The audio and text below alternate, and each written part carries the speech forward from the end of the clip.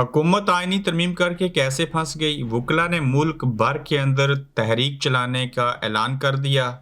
खेल अभी भी बाकी है और सारी नज़रें जो हैं वो वुकला के ऊपर क्यों हैं। अली अमीन गंडापुर ने गद्दारों को वाज़िया पैगाम दे दिया। आईजी अदालत में तलब, जबकि आखिरी हद तक वफा निभाने वाला कौन था। आज की गोरखधंधा में इस पर बात करेंगे। अस्सलाम वालेकुम, आप देख रहे हैं गोरखधंधा अब्रार कुरैशी, आपसे मुखातिब हूँ। 26वीं आईनी तरमीम तो हो गई, अगला मरहला भी जो है वो तय हो रहा है, जिसके तहत वो जो कमेटी बननी थी 1 दर्जन के करीब लोगों की, उसमें पाकिस्तान तहरीक इंसाफ ने जो नाम है वो दे दिए हैं, सेनेट के अंदर से भी और कौमी असम्बली से भी, और वो नाम जो हैं वो स्पीकर तक पहुँच चुके हैं।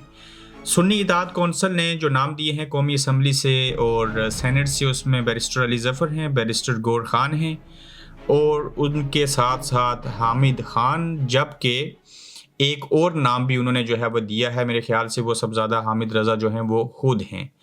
ये हुकूमत की जानिब से भी नाम आएंगे और फिर स्पीकर भी इसके अंदर होगा। ये सारे लोग जो हैं वो मिल के 3 दिनों के अंदर 72 घंटे हैं जिसमें नए चीफ जस्टिस का जो है वो इंतखाब अमल में लाया जाएगा। ये कमेटी फैसला करेगी और अपनी अपनी जानिब से नाम देंगे। इसमें अपोजिशन है, इसमें हुकूमत है। लेकिन दूसरी जानिब देखिए कि हुकूमत जो है ये आईनी तरमीम करके कैसे फंस गई, जहाँ पे आईनी तरमीम होने के बाद जो आईनी अदालत ना बन सकी, लेकिन उसके बावजूद एक आईनी बेंच बना दिया। ये बेंच बनाने से लेके नए चीफ जस्टिस की तकर्री से लेके ये सारे मराहिल जो हैं वो बड़े मुश्किल दिखाई दे रहे हैं। उसकी वजह कि कराची बार एसोसिएशन ने जो है वो ऐलान कर दिया है कि हम किसी सूरत मोस्ट सीनियर जज जस्टिस मंसूर अली शाह के अलावा अगर किसी को चीफ जस्टिस बनाया गया तो हम इसको कबूल नहीं करेंगे।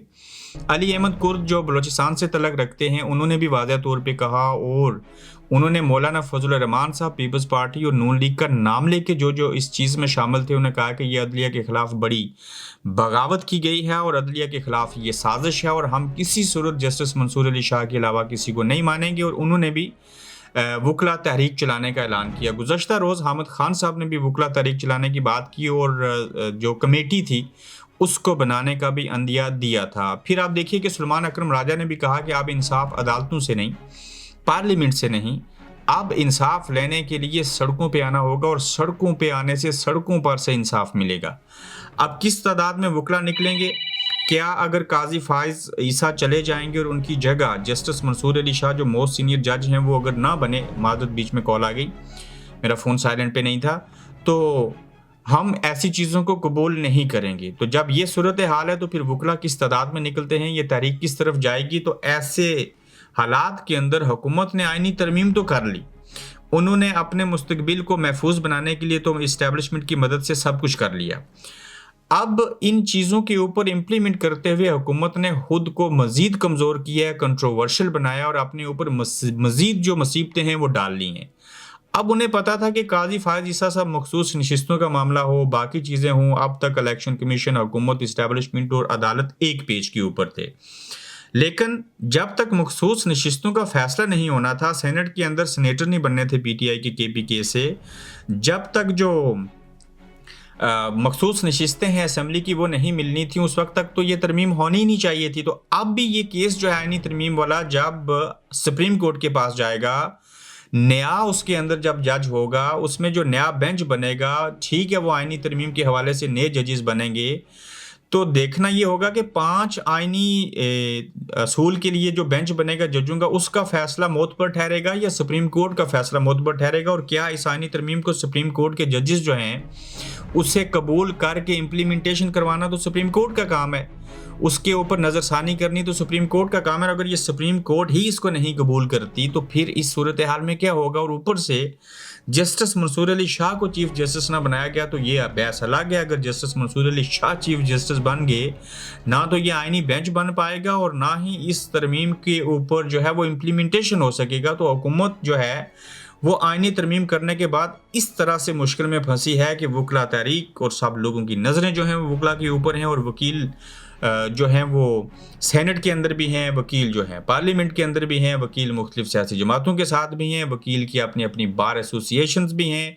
तो ये वकील जो हैं जिस तरह से कह रहे हैं और इस तरह से चीज़ें आगे बढ़ गई तो हुकूमत जो पहले फंसी थी मैशत ठीक नहीं है, मुल्क में इंसाफ का निज़ाम ठीक नहीं है, मुल्क के अंदर कोई भी निज़ाम ठीक नहीं है। किसी भी चीज़ को उठा के देख लीजिए, तो जितने भी हालात लग रहे हैं वो हर लिहाज से कसम पुरसी का शिकार हैं।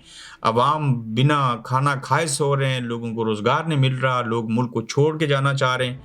तो इस सारी सूरत हाल में तरमीम तो हो गई, लेकिन इसके ऊपर इम्प्लीमेंटेशन करना बड़ा मुश्किल होगा। अभी बड़ी-बड़ी लड़ाइयाँ शुरू होनी हैं। हम तो चाहते थे कि मुल्क के अंदर सियासियत में इस्तेकाम ख़त्म हो जाए, इस्तेकाम आ जाए, जिसकी वजह से मैशत ठीक हो जाए, तो आम अवाम जो होते हैं उनको रिलीफ़ मिलता है, उनके लिए आसानियाँ पैदा होती हैं। लेकिन ये हुकूमत ठहरी कि ये अवाम के साथ टकराना चाह रहे हैं। अवाम ने फैसला दे दिया किसको बरसे इक़्तिदार होना चाहिए, ना आपकी हुकूमत असल फॉर्म 47 के तहत आप आए, फिर आके आपके पास जो इख्तियार नहीं था उस इख्तियार को इस्तेमाल किया। जब इख्तियार को भी इस्तेमाल किया तो लोगों को बंदी बना के लाया, किसी का घर गिराया, किसी के यहाँ कुछ और किया। हाँ, यहाँ एक और बड़ी खबर सुन लीजिए। ये जिन एमएनएस ने पीटीआई के जो थे, इन्होंने जो वोट दिया है, आपको मालूम है इनके साथ क्या होगा? अभी से स्पीकर को पीटीआई लिख रही है और ये जो बाज़ई और फलां जितने थे वो जिसका भाई शहीद हुआ था, ये फारग हो जाएंगे। यहाँ ज़िमनी इलेक्शन होगा और ज़िमनी इलेक्शन में ये लोग घर बैठ जाएंगे, ताहयात इनको कोई मुंह नहीं लगाएगा। तो जिनके साथ पीटीआई के साथ जिन लोगों ने धोखा किया, गद्दारी की, उन्हें तो पार्टी से फारिग करेंगे। पार्टी से फारिग होने के बाद वो नशिस्त से भी जाएंगे। जब वो मेंबर नेशनल असम्बली की लिस्ट से नशिस्त से चले जाएंगे तो फिर कौमी असम्बली का ज़िमनी इलेक्शन होगा। तो जब उस सीट के ऊपर ज़िमनी इलेक्शन होगा तो कौन है जो आपको जितवाएगा? इमरान खान ने तो जिसके ऊपर थपकी दी वो तो बड़ा बेहतर हो गया। अब मैं आता हूँ अली अमीन गंडापुर साहब जो हैं, उन्होंने किसको गद्दार करार दिया और उन्होंने क्या जुमले कहे और बड़ी सख्त तकरीर की उन्होंने। आखिरकार शुक्र है वो भी बोले।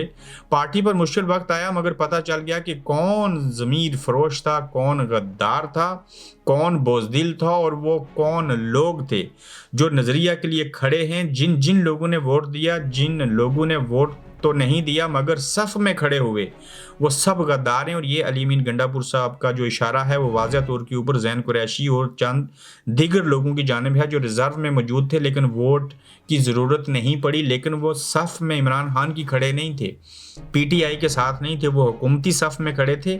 और इस्टेब्लिशमेंट के कहने के ऊपर उन्होंने अपनी जो नीयत और इरादे थे उनको बदल दिया था। तो इन सब को अगर ये नहीं छोड़ेंगे तो फिर देखते हैं कि होता क्या है। नईम हैदर पंचोता साहब के बड़े भाई फोकल पर्सन इमरान खान साहब के जो हैं इंतज़ार हुसैन पंचोता, वो गायब हैं और आईजी को अदालत में तलब किया गया है। ये इंतज़ार पंचोता एडवोकेट को पाकिस्तान के दारुल खुलाफा इस्लामाबाद से अगवा किया गया। इस अगवा शुदा काम को हुए 14 दिन हो चुके हैं और वकला ने अपने साथी एडवोकेट के लिए इस्लामाबाद हाई कोर्ट के बाहर जो है वो एहतजाज किया। और आज इस्लामाबाद के चीफ जस्टिस ने आईजी इस्लामाबाद को हुक्म दिया है कि कल हर सूरत इंतज़ार पंचोता को बाजियाब करवा के खुद पेश करे।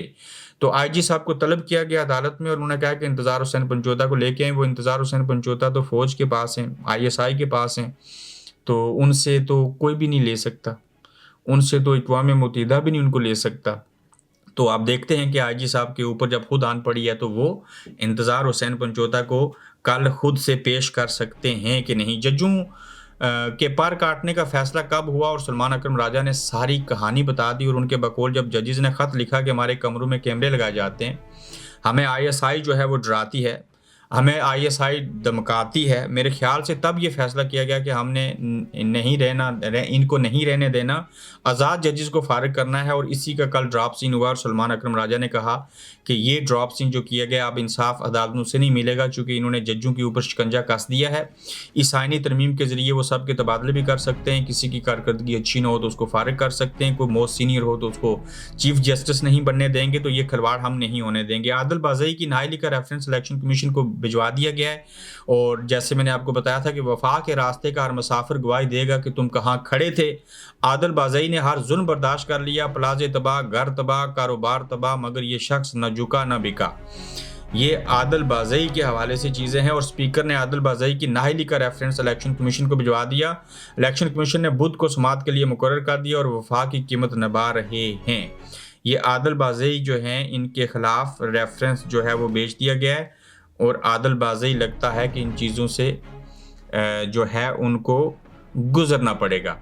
तो देखते हैं कि आगे चल के वकला की तारीख कब शुरू होती है, चूँकि अब वकला बचे हैं पीटीआई के साथ-साथ, और वकला ही जो हैं वो मोस्ट सीनियर जज को चीफ जस्टिस बना सकते हैं या किसी और को बनने से रोक सकते हैं। और फिर देखते हैं कि इस आईनी तरमीम को अगर वकला भी कबूल नहीं कर रहे, जजेस देखते हैं उनका क्या रद्द-ए-अमल आता है। सवाए चंद पार्टियों के और चंद लोगों की इसको कोई भी कबूल नहीं करता, तो इसके दूरअसल नताइज कहाँ तक जाएँगे। अपना ख्याल रखिएगा, जल्द आपसे फिर मिलेंगे। आप देख रहे हैं गोरखधंधा अब्रार कुरैशी के साथ।